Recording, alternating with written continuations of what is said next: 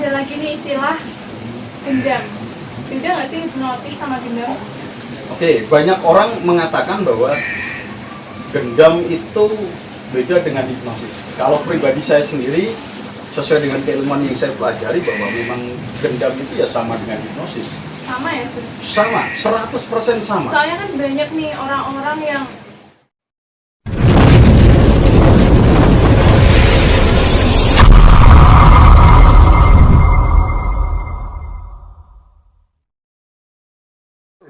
Halo, Assalamualaikum warahmatullahi wabarakatuh. Kembali lagi bersama saya, Diva, dalam acara Di Balik Rahasia, menguak realita di balik rahasia. Malam hari ini kita ada kedatangan tamu spesial, tapi sebelumnya kita akan membahas tentang hipnotis dan gendam. Apa itu? Nah, langsung saja nanti kita tanyakan pada profesional hipnotis. Bisa dibilang profesional hipnotis ya. Oke, kita perkenalan dulu ya. Ini ada Bang Lekan. Ini mau manggil apa nih, Bang atau Apa ya? Om atau? Udah Bang aja lah, Bang aja. Aja ya? Bang, lebih enak Oke. ya. Oke, Bang Lekan, selamat siang. Siang Mbak, cantik banget ya. Aduh, Bang Lekan juga udah Bisa terhipnotis nih Mbak. gampang. Apa kabar nih? Alhamdulillah, baik. Baik ya. Gimana nih masa pandemi seperti ini? Jadi saat masa pandemi kayak ini mungkin praktek hipnotisnya yang agak berkurang karena tidak berkurang langsung ya? iya karena tidak langsung bersentuhan dengan orang kan takutnya. Itu pekerjaan dari Bang Lekan apa gimana? Emang Sebetulnya kalau hipnosis sendiri saya bilang adalah hobi dan profesi. itu. Sudah sekitar 9 tahun yang lalu sih ya. Oh, udah 9 tahun cukup yang lama lalu ya? ya, 9 tahun saya belajar terus dan alhamdulillah ya bisa mempraktekkan itu dengan Membuahkan beberapa hasil ya. Oke. Sebelumnya aku mau tanya nih, aku kepo banget sebenarnya hipnotis itu apa sih, Bang? Oke, jadi kalau kita lihat dari ada beberapa sudut pandang tentang hipnosis, ada pandangan ilmiah dan ada pandangan budayawan. Jadi kalau hipnosis secara pandangan keilmuan atau yang logik adalah kemampuan memengaruhi seseorang secara alam bawah sadar untuk menuruti apa yang kita inginkan atau memberikan sugesti. Orang itu Mempengaruhi? memang benar. Gimana nih, mempengaruhi gimana nih caranya? Gini. Ini mempengaruhi ya. Nih. Iya. Kalau orang sudah menggunakan ilmu hipnosis atau mereka menggunakan keilmuan hipnosis, berarti mereka memasukkan suatu perintah atau apa ya, sugesti ke orang agar mereka itu menuruti apa yang kita inginkan. Mengontrol itu dalam arti yang sugestinya kontrol. Oke, berarti itu orang yang dihipnotis benar-benar gak sadar sampai dia bisa apapun dilakuin, diperintah dilakuin gitu. Nah Nggak sadar apa gimana? itu sebetulnya salah kaprah pengertian dari orang ini, Pak. Jadi ada banyak orang mengatakan bahwa kalau dihipnosis nanti nggak sadar, tidur, kelepek gitu ya. Iya, kebanyakan orang sih beranggapan seperti itu. Padahal sebetulnya pada saat proses hipnosis itu terjadi, alam sadar seseorang, alam kesadaran seseorang itu meningkat 2 kali lipat, 3 kali lipat. Jadi pada saat orang dihipnosis nih, contoh nih ya Mbak Diva, kita hipnosis nih. Jangan dihipnosis loh. Wah, santai. Nanti aja dibilangin. Santai. Jadi kayak Mbak Diva, contoh kita hipnosis, Mbak Diva itu masih bisa mendengarkan suara apapun di sekitarnya. Bahkan suara kayak ini, kodok tadi, rok ini masih dengar. Iya, bahkan suara sekecil apapun yang ada di sekitar orang itu masih dengar. Tetapi kondisinya dia sangat nyaman. Nah, kira-kira saya mau tanya dengan Mbak Diva nih, ini sebagai contoh aja ya, sebagai contoh nih. Pernah nggak sih kamu tidur ngantuk banget suatu ketika ada kegiatan, kamu ngantuk banget, kamu sudah pejamkan mata, nggak sadar kalau pejamkan mata, tapi kamu masih dengar suara yang orang di sekitar. Pernah nggak? Pernah sih. Kayak gitu. Nah, itulah hipnosis. Jadi sebetulnya Itu hipnotis. iya, kondisi orang di hipnosis itu adalah dia saat relaksasi yang paling dalam, dia masih bisa dengar suara apapun di sekitarnya. Tapi Berarti kondisinya setelah nyaman. sadar gitu ya, Bang? Bisa dikatakan setengah sadar atau orang lain sebut adalah alam di bawah kesadaran. Oke. Karena dalam psikologi kan ada alam sadar, ada alam bawah sadar, conscious sama conscious mind sama unconscious mind. Apa itu? Nah, itu dalam psikologi. Jadi kalau orang pada saat kita ngobrol kayak gini berarti kita masih di alam kesadaran. Pada saat kita melakukan relaksasi, meditasi ataupun yang berbau dengan spiritual, kita akan menurunkan gelombang otak kita. Gelombang otak kita akan turun menjadi alam bawah sadar. Nanti di bawah lagi ada alam ketidaksadaran, yaitu tidur, nggak bisa dihitung. Kalau ada lagi nih istilah gendam, beda nggak sih hipnotis sama gendam? Oke, banyak orang mengatakan bahwa gendam itu beda dengan hipnosis. Kalau pribadi saya sendiri, sesuai dengan keilmuan yang saya pelajari, bahwa memang gendam itu ya sama dengan hipnosis. Sama ya? Sama, 100% sama. Soalnya kan banyak nih orang-orang yang bilang aku digendam begini. Oh iya, banyak ya. Nah, kalau itu yang kamu tanya dengan seorang hipnoterapis atau seorang yang mempelajari keilmuan hipnosis, mau tidak mau mereka harus mengakui bahwa itu memang keilmuan hipnosis.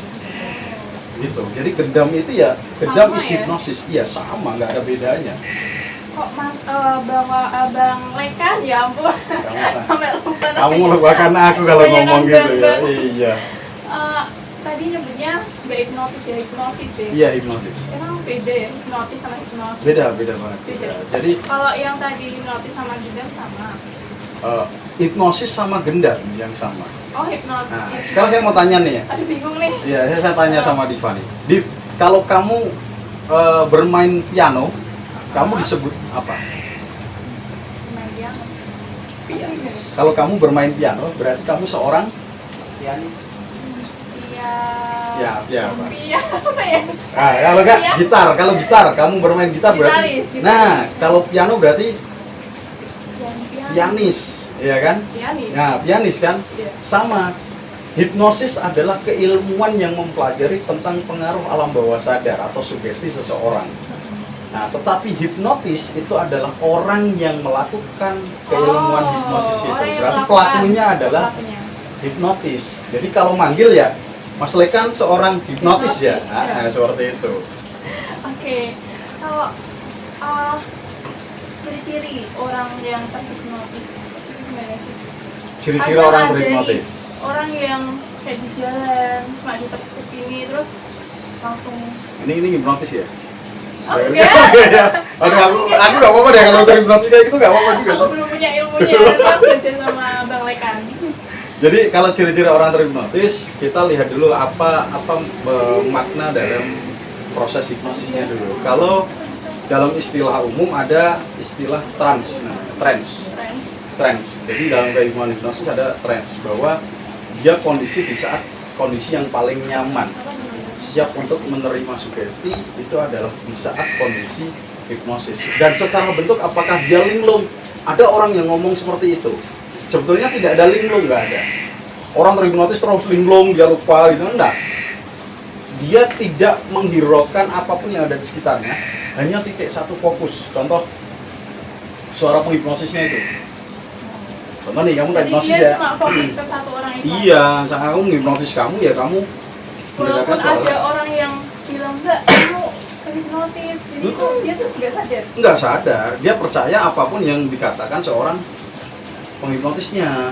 Nah, seperti itu, jadi satu kontrol aja, nggak bisa banyak. Contoh aja nih, contoh. Tapi yang beneran. Contoh, aku praktek kayak kamu gitu. Jangan, contohnya aja kayak. Contohnya ya, ini nih contohnya.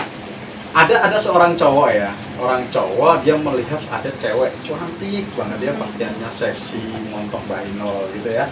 Terus lewat di depannya nih, ya dia lewat ya, terus dia melihat terus, dia melihat fokus gini ya, fokus. Di sampingnya ada orang atau istrinya ngomong, ya, melihat apa sih? Dia nggak mendengarkan, dia tetap fokus terhadap satu pandangan. Berarti secara tidak langsung atau secara tanpa disengaja, dia atau saya yang melihat si cewek itu, saya terhipnosis. Oh, yang terhipnosis itu yang lihat. Objek yang menjadi hipnotis adalah si cewek cantik bahinol tadi. Makanya seringkali ada orang ngomong kalau kamu ketemu seorang penggedam atau seorang hipnotis ya jangan fokus terhadap suaranya. Iya, nanti akan kena. Padahal dia cuma lewat aja ya? Iya, itu refleks. Jadi secara umum kita secara pribadi ya, kita itu dalam sehari minimal 10 kali terhipnosis loh. Kok bisa? Kita sendiri terhipnosis loh. Kok bisa? Iya, saat kita sibuk dengan WA nih, kita Oh, WA, ada yang itu. manggil-manggil, kadang nggak urusan dengan siapa yang Iya, manggil, kita siapa yang bisa ngomong. sama- Karena kita terhipnotis dengan WA itu. Kita lagi nyanyi, lagi asik-asik, ada yang dengar, ya nggak urusan. Padahal sebetulnya kamu memang mendengarkan. Tapi beda nggak? Beda sih menurutku kalau di WA sama hipnotis yang sebenarnya. Kalau WA itu kan emang kita fokus lagi sibuk nge-WA. Nah, itu makanya saya ngomong adalah terhipnosis. Arti kata terhipnosis adalah ketidaksadaran atau ketidaksengajaan. Kan terjatuh, berarti tidak sengaja jatuh. Terhipnosis berarti dia tidak Makanya tidak kita sengaja kadang hipnosis. kayak lagi mainan HP terus dipanggil nggak dengar, itu terhipnotis. Itu terhipnosis, cuma skalanya adalah skala ringan karena tidak ada sugesti atau tidak ada pengaruh yang masuk secara langsung, kecuali kamu saya hipnotis di hadapan saya dengan mendengarkan saya, berarti bukan terhipnotis tapi dihipnosis. Hipnosis. Iya, gitu. Terus ya. Ceritain dong awal mula bisa tertarik di dunia hipnotis di sini. Asik. Banyak banget ya Mas ya. Lama banget ya. Itu dulu aku pertama kali itu 9 tahun yang lalu. Saya pertama kali memang seneng sulap. Pertama kali sulap. Iya, sulap. Saya seneng sulap itu di salah satu di kota di Semarang itu ada saya sebut aja lah, itu saya pikir adalah aktor sejarah namanya Babe. Dia punya toko sulap namanya Black Shadow Magic Shop. Pertama kali saya beli di situ adalah blindfold. Blindfold dengan cara adalah tutup mata, nanti saya bisa berkendara naik motor tanpa dengan tutup mata saya bisa berkendara naik motor, naik mobil, nyetir sendiri tanpa nabrak. Tapi udah dipraktekin. Sudah bisa, sangat gampang sekali. Terus latihan dulu pertama kali kalau saya ingat sulap saya itu dulu terikat monte namanya. Terikat monte itu jadi tiga kartu, nanti tengahnya warnanya merah, nanti kalau diambil orang Pak, dia beda kartu lagi. Saya Oh, beda sering kartu. banget aku lihat kayak gitu. Itu sering banget. Nah, dari itu saya berpikir, wah enak ya, ternyata di dunia magic enak. Terus tiba-tiba banyak ada omongan dong, Mas Lekan itu kok pinter ngomong gitu. Ya udah, mending jadi seorang hipnotis atau dukun atau gedam lah gitu ya. Di situ akhirnya saya coba searching dulu nih, saya searching informasi hipnosis itu apa sih. Saya coba untuk otodidak. Otodidak untuk melihat. Itu sekolah atau emang kuliah di jurusan seperti Nah, itu? selanjutnya saya coba untuk ikut seminar dulu, seminar yang tanpa bersertifikat. Terus saya coba beranikan diri 8 tahun yang lalu untuk mengambil training. Jadi untuk mengambil training, saya mengambil sertifikasi pertama kali saya di Jepara. Itu di rumah hipnosis, saya mengambil certified of hipnosis pertama kali di situ. Dan saat itu saya nggak mempercayai bahwa saya bisa hipnosis. Karena saya tipikal orang yang kritikal. Saya nggak gampang untuk menerima sesuatu yang saya rasa tidak logis gitu. Tapi ada satu Bang unik. Lekan ini tipe orang yang logikanya ini Oh banget ya, main, saat itu banget ya. main. Tetapi entah ya, saya nggak tahu. Ini ada kekuatan guru saya dulu. Saat saya belajar di Jepara itu, saya masih ingat di rumah sakit Klingklet. Itu saya di situ hanya satu cara, tanpa belajar saya hanya dihipnosis saja. Saya dihipnosis, masih ya, begini. Saya dihipnosis, saya dikasih sugesti bahwa mulai sekarang dan seterusnya kamu keluar dari sini, Anda adalah seorang hipnosis profesional. Kamu seorang hipnoterapis profesional. Itu keadaan di hipnosis. Hipnosis ya. Tapi sampai sekarang di hipnosis. Ya sudah sadar dong, sudah sadar Bambang gitu kan. Sudah sadar terus aku keluar dari situ. Saya nggak tahu, ternyata yang merubah saya adalah kepedean saya. Jadi yang pertama kali saat saya praktek itu yang pede, ternyata dari saya di hipnosis itu saya menjadi pede. Jadi guru saya hebatnya adalah membuat saya percaya diri. Kenapa? Karena pertama kali saya bingung adalah badan saya itu keker, ireng, lebih hitam daripada ini loh. Gitu. Iya, lebih hitam daripada ini karena dulu kerja saya di perbankan, salah satu perbankan di Semarang. Terus saya paling senang pakai levis, jaketnya levis. Rambutnya keriting, hitam. Pas banget ya. Iya, itu kalau saya praktek itu udah dikatakan kamu orang mau begal, mau memperkosa atau mau ngerampok kali gitu. Iya. Karena nggak ada yang percaya bahwa saya seorang hipnoterapis. Jadi penampilannya juga ini sih, nggak Iya. ngeliat Iya kan? gitu. Nah, terus akhirnya saya berkembang terus nih. Saya berkembang praktek sampai akhirnya saya bisa berkaya dan lain-lain. Ada yang usul lagi. Saya kan senang menerima masukan dari orang lain. ada yang memberikan masukan bahwa Mas Lekan, ilmu itu udah bagus, ayo dikasih dasar, mau nggak? Dan dasarnya apa? Ya udah, dasarnya psikologi. Akhirnya dengan tekad saya, walaupun saya nggak tahu kuliah psikologi itu seperti apa, 4 tahun yang lalu saya langsung nekat mengambil psikologi di salah satu universitas yang ada di Semarang sih. Untuk psikologinya lah, tapi nggak tahu ini mau lanjut psikologi lagi atau enggak sih. Nanti aku mau diajarin ya, Mas. Oke, siap. Sampai sini aja, nanti kita lanjut lagi video-video berikutnya. Oke, yakin nih. Nanti kita lanjut. Padahal sebetulnya masih banyak ya. Masih banyak Mungkin banget bisa yang nanti. mau aku tanyain ke Bang Lekan tentang hipnotis dan gendam. Oke, terima kasih ya Bang Lekan Siap. sudah hadir di acara ini.